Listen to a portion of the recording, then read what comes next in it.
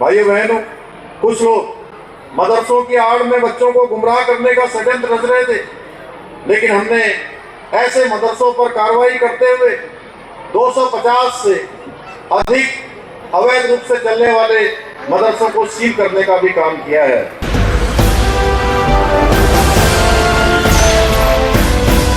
नमस्ते, अपडेट रुड़की में आपका स्वागत है। मैं राम कुमार चौहान। आज हम नंद विहार आश्रम में मौजूद है। यहाँ पर जो स्वामी महामंडलेश्वर है, उनके आश्रम में पुष्कर सिंह धामी जी जो मुख्यमंत्री है वो यहाँ पर पहुँच रहे हैं और उनके स्वागत में आप पीछे देख रहे होंगे, मेरे पीछे आप, किस प्रकार यहाँ पर महिलाएं जो है फूल लेकर के खड़ी हुई है। और ये पूरी जो व्यवस्था है ये रोमा जी ने यहाँ पे की है। इन महिलाओं को इकट्ठा कर, मैं देख रहा था आप इन्हें लगा रहे थे। ये किस प्रकार का ये कार्यक्रम है और ये स्वागत की व्यवस्था आपके जिम्मे है क्या? आज जो हमारा कार्यक्रम है वो परम पूजनीय आदरणीय हमारे गुरुजी के द्वारा किया जा रहा है। इसमें एक हॉल जो मुख्यमंत्री जी के द्वारा बनाया गया, उसका आज उद्घाटन कार्यक्रम है। साथ ही यहाँ पर आज 1100 कन्याओं का पूजन है और 5 विवाह यहाँ पर जो हमारी निर्धन कन्याएं हैं उनका किया जाएगा। तो आज हम सब महिलाएं जो हैं माननीय मुख्यमंत्री जी के स्वागत के लिए यहाँ पर इकट्ठी हुई हैं और ये सब हमारी बहनें हैं जो ग्रामीण क्षेत्र में एक समूह से जुड़ी हुई हैं और अपने कुछ ना कुछ कार्य कर लखपति दीदी तक पहुँच रही हैं। तो वो आज माननीय मुख्यमंत्री जी के स्वागत के लिए यहाँ पर आई हुई हैं। 5 कन्याओं की यहाँ पे विवाह भी किया जा रहा है। तो ये कार्यक्रम 5 दिवसीय कार्यक्रम है, क्या क्या कार्यक्रम रहेगा? इस 5 दिवसीय कार्यक्रम में प्रतिदिन जो है वो सुबह चंडी यज्ञ किया जा रहा है, जिसमें हमारे अलग अलग यजमान आते हैं प्रतिदिन। और साथ में ही भक्तमाल की एक कथा जो आदरणीय गुरुजी के द्वारा शाम को सुनाई जा रही है। बहुत सारे सांस्कृतिक कार्यक्रम हैं, तो जिसमें आज 2-3 कार्यक्रम आज मुख्यमंत्री जी के आने के उसमें किए जा रहे हैं। यहाँ पे दीदी भी मौजूद है, हम बात करेंगे। आप क्या कहोगे जो मुख्यमंत्री जी आपके यहाँ आते रहते हैं आश्रम में? जी, मैं महिला मंडल से भी जुड़ी हूँ और आश्रम से भी जुड़ी हूँ। गुरुजी का आशीर्वाद है, गुरुजी ही बुलाते। जब भी कार्यक्रम होता है गुरुजी के ही संयोग से होता है। तो दोस्तों देखिए, आप आगे आते रहिए। देखिए मैं आपको दिखा दूँ, यहाँ पर जो जितनी भी महिलाएं ये यहाँ पर खड़ी हुई है, ये स्वागत में है। मुख्यमंत्री जी अब आएंगे तो यहाँ से आते हुए वो अंदर जाएंगे। जो हॉल अभी बनाया है, ये मेरे पीछे आप देख रहे होंगे, पीछे ये हॉल बना हुआ है जो मुख्यमंत्री जी ने यहाँ पर डोनेशन भी दी है। उसी डोनेशन से ये यहाँ पर महाराज जी ने बड़ा हॉल बनाया है आश्रम का, और उस आश्रम का उद्घाटन करेंगे। और आप देख रहे होंगे आगे तक ये महिलाएं यहाँ पे भी खड़ी हुई है। मुख्यमंत्री जी यहाँ से जाते हुए इधर जाएंगे और आपको हम दिखा दें एक बार कैमरामैन से मैं कहूँगा, आप यहाँ तक ये महिलाएं जो है आश्रम से जुड़ी हुई महिलाएं है, जो बाबा जी के जो आश्रम है यहाँ पर, और ये स्वागत में यहाँ पर। और एक हॉल जो मैं आपको बता दूँ, ये नया हॉल यहाँ पे, इसका उद्घाटन आज मुख्यमंत्री जी के द्वारा यहाँ पे किया जाएगा। बहुत सारे आश्रम से जुड़े हुए लोग यहाँ पे खड़े हैं और अंदर से मैं कैमरामैन से कहूँगा दिखा दीजिए कितना बढ़िया सुंदर ये आश्रम का हॉल यहाँ पर बनाकर तैयार कर दिया है। माननीय मुख्यमंत्री पुष्कर सिंह धामी जी आज यहाँ पर पधार रहे हैं और यहाँ पर उद्घाटन इसका होगा। दोस्तों मैं आपको बता दूं, यहाँ पर पुष्कर सिंह धामी जी जो उत्तराखंड के माननीय मुख्यमंत्री जी है वो पहुँचने वाले हैं कुछ ही देर में। यहाँ पर देखिए महिलाएं एकदम ये स्वागत में खड़ी हुई है सभी, और हम आपको लाइव दिखाते रहेंगे। बने रहिए आप हमारे साथ में।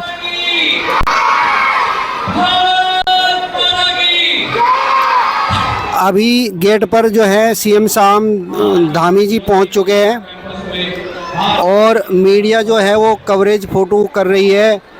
यहाँ पर मंदिर के अंदर पुष्कर सिंह धामी जी यहाँ पर मंदिर के अंदर यहाँ पर आते हुए, और साथ में उनकी धर्मपत्नी भी है साथ में, गुरुजी के साथ में यहाँ पर धामी जी और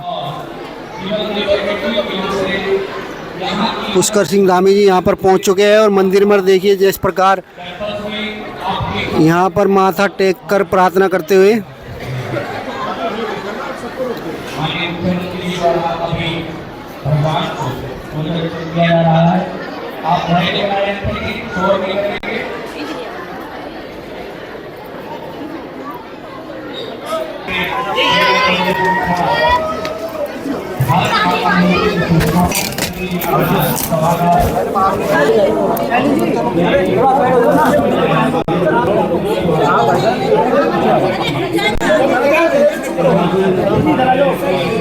मीडिया की वजह से सब गड़बड़ हो रहा है। लो सर,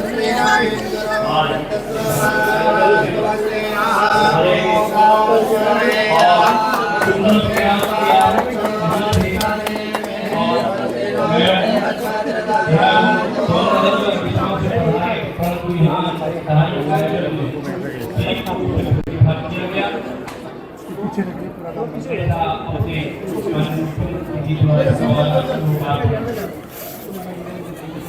किया जा रहा है।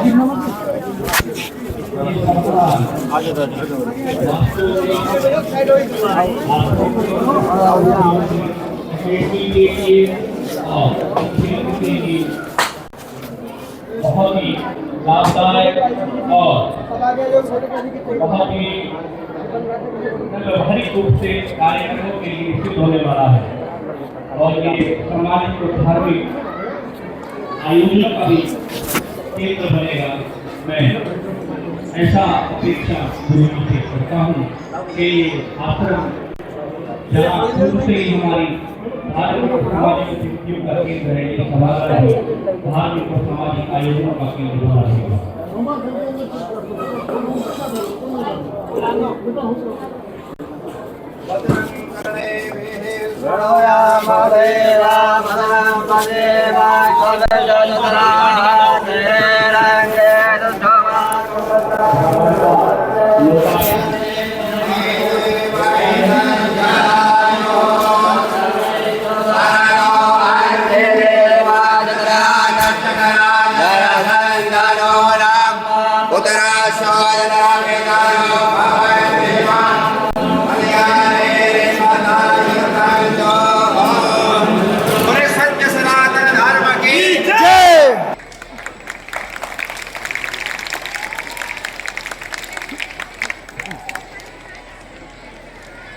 और मैं माननीय मुख्यमंत्री जी से निवेदन करूंगा कि बड़ी देर से सब लोग प्रतीक्षा कर रहे हैं, सीधे सीधे मैं माइक उन्हीं को सौंपता हूं। भाइयों बहनों, हमारी सरकार देवभूमि उत्तराखंड के सांस्कृतिक मूल्यों और डेमोग्राफी को संरक्षित रखने के लिए पूरी तरह से संकल्पित होकर कार्य कर रही है। हमने प्रदेश में जहां एक और सख्त धर्मांतर रोधी कानून, सख्त दंगा रोधी कानून को लागू किया है, वहीं लैंड जिहाद, लव जिहाद और थूक जिहाद जैसी जिहादी मानसिकताओं के खिलाफ भी कड़ी कार्रवाई सुनिश्चित की है। इसके साथ ही हमने लैंड जिहाद पर कार्रवाई करते हुए 10,000 एकड़ से भी अधिक सरकारी भूमि को लैंड जिहादियों से मुक्त कराने का काम किया है। इतना ही नहीं, हमने पूरे देश में सबसे पहले राज्य में समान नागरिक संहिता का कानून लागू करके सभी नागरिकों के लिए एक समान कानून की स्थापना की है। वही युवाओं के साथ, उनके भविष्य के साथ खिलवाड़ करने वालों पर अंकुश लगाने के लिए प्रदेश में हमने सख्त नकल विरोधी कानून भी लागू किया है, जिसका परिणाम हुआ कि राज्य के 26,000 से अधिक युवाओं को सरकारी नौकरियां प्राप्त करने में सफलता प्राप्त हुई है।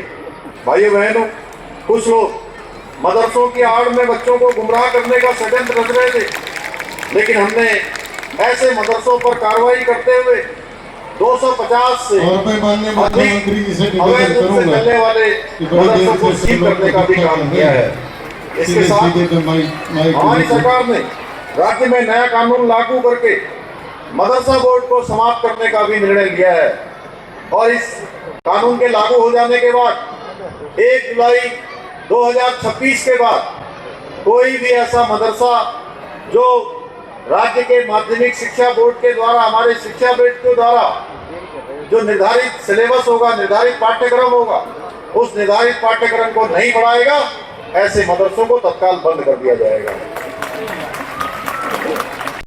आप सभी जानते हैं, कुछ लोगों द्वारा प्रदेश में वेश बदलकर सनातन धर्म को बदनाम करने का षड्यंत्र किया जा रहा था, लेकिन मैंने साफ कहा है कि जो भी सनातन धर्म को बदनाम करेगा उसे किसी भी कीमत पर बख्शा नहीं जाएगा। इसलिए हमने प्रदेश में ऑपरेशन कालनेमी चलाकर ऐसे पाखंडियों पर कड़ी कार्रवाई की है। भाइयों बहनों, हम उत्तराखंड को देश का श्रेष्ठ राज्य बनाने के अपने विकल्प रहित संकल्प के साथ काम कर रहे हैं। मुझे पूरा भरोसा है कि हमारे पूज्य संतगणों के आशीर्वाद से हमारा राज्य देवभूमि उत्तराखंड देश का सर्वश्रेष्ठ राज्य बनेगा और इसी बीच जैसा पूज्य रविंद्रपुरी महाराज जी ने यहाँ से बताया कि 2027 के प्रारंभ में हरिद्वार में कुंभ का आयोजन होना है और उस कुंभ के आयोजन को भव्य और दिव्य बनाने के लिए सरकार की ओर से हर प्रयास प्रारंभ कर दिए गए हैं। तेजी से अवस्थापना सुविधाओं को बनाया जा रहा है और पूज्य संतगणों के आशीर्वाद से उनसे हमने पूरी तरह से उनका मार्गदर्शन लेकर हम इसको एक बेहतरीन कुंभ के रूप में इसका आयोजन करना चाहते हैं, जिसका पूरे देश और दुनिया के लोग एक अच्छा अनुभव यहाँ से लेकर जाए। क्योंकि आप सबको पता है 2021 में महाकुंभ के अवसर पर उस समय कोरोना महामारी का कालखंड चल रहा था। इसलिए बहुत सारे देश और दुनिया के लोगों ने मुझे कहा है कि हम सब आकर उस पवित्र स्नान में, पवित्र कुंभ में सहभागी बनना चाहते हैं, सम्मिलित होना चाहते हैं, पुण्य के भागी बनना चाहते हैं। उसको लेकर हमने आज प्रधानमंत्री जी का भी मार्गदर्शन लिया है और प्रधानमंत्री जी का भी कहना है, जैसा पूज्य महाराज जी ने कहा कि सबके लिए आसान होना चाहिए, सरल होना चाहिए और सुरक्षित होना चाहिए, उसकी व्यवस्थाएं ठीक प्रकार से होनी चाहिए। तो उस दिशा में हम प्रयास कर रहे हैं। भाइयों बहनों, मुझे पूरा विश्वास है आप सभी के आशीर्वाद से हमारे सभी आयोजन, अभी तक जितने भी आयोजन हमने आयोजित किए हैं, भगवान की कृपा से, पूज्य संतगणों के आशीर्वाद से, उत्तराखंड की जनता की शुभकामनाओं से, वो सभी भव्य आयोजन उन्होंने एक अपनी अमिट छाप छोड़ी है। चाहे वो G20 का आयोजन हो, राष्ट्रीय खेलों का आयोजन हो, इन्वेस्टर ग्लोबल समिट हो, या अभी अभी संपन्न हुआ हमारा राज्य की स्थापना का रजतोत्सव, सभी आयोजनों ने पूरी दुनिया के अंदर हमारी एक अलग पहचान बनाने का काम किया है। तो इसलिए मैं आप सभी को विश्वास दिलाता हूं कि निश्चित रूप से हम उत्तराखंड को देश का श्रेष्ठ राज्य बनाने का काम करेंगे। उसमें जो भी बाधाएं आएंगी, हमारे संतगणों के आशीर्वाद से सारी बाधाएं, सारी अड़चनें दूर होती चली जाएंगी।